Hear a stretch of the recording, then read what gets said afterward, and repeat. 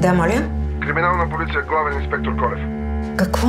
Направили сме блокада пред блока ви. Това са много опасни хора, госпожо. Събирате всички пари в къщата. Хвърляйте парите, ще ги изпрутим, госпожо. Хвърляйте и залягайте, може да стане престрелка. Ало?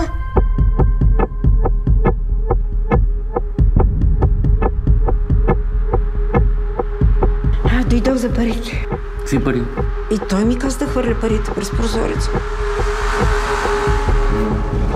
Звънят на произволни номера, докато не попаднат на потенциалната жертва. Никой не е защитен, повярвайте ми. Какво станало?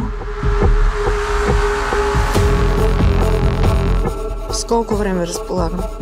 Колко? До 2 дена приключва всичко. Парите ми трябват сега.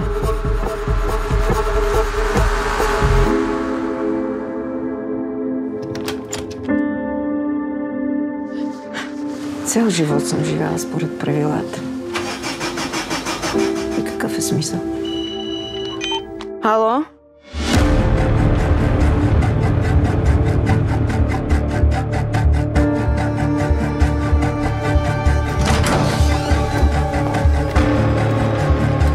Имаме свидетел.